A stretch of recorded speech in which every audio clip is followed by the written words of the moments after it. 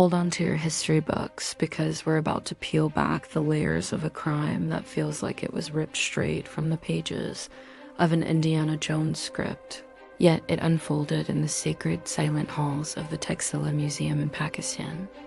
Imagine a sanctuary of ancient wisdom, housing treasures that have survived 2,000 years of war, conquest, and the brutal passage of time. But in 2015, a shadow fell over these relics. Behind the prestigious title of an archaeology professor was a mind calculating a multi-million-dollar betrayal. This wasn't a smash and grab by a common thief with a crowbar. It was a surgical extraction of a nation's soul.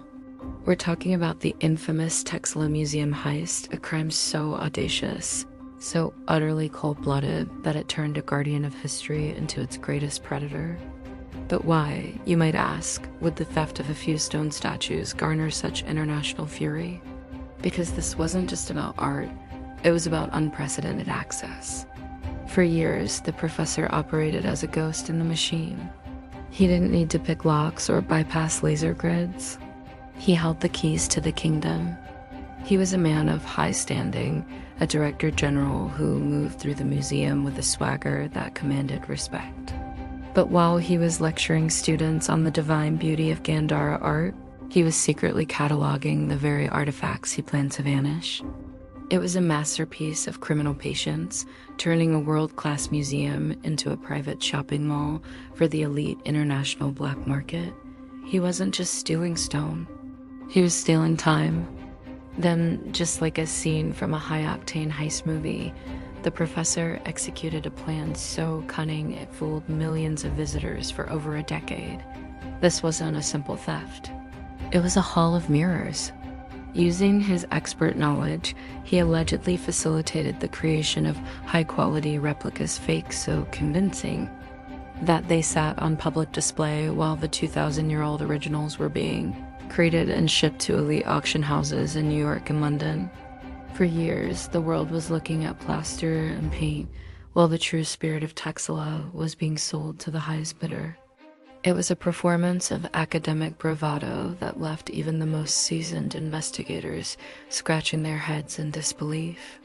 How do you catch a thief when everyone thinks the treasure is still in the vault? But then, just like a twist in a noir film, a single microscopic discrepancy delivered the ultimate breakthrough. As internal audits and international red flags from Interpol began to align, a chilling narrative began to unfold. They didn't just find a missing statue, they found a trail of academic fraud that bled through the museum's records. Piece by piece, the official archives were revealed to be a web of lies. We saw the stealthy handoffs, the falsified export permits, and the sheer audacity of a man who thought his intellect made him untouchable. This wasn't just a discovery. It was a revelation that the very person meant to protect Pakistan's heritage was the one dismantling it from the inside, piece by priceless piece. Now, you might be thinking, a few old statues? Really? All this fuss for some carved stone? But here's where the story takes its most profound turn. The Taxila heist served as a blinding spotlight, illuminating the gaping holes in the protection of our global heritage. It ripped the curtain back on a disturbing reality, that the most dangerous thief isn't the one with a mask and a gun, but the one with a PhD and a prestigious office. The stolen legacy wasn't just a heist.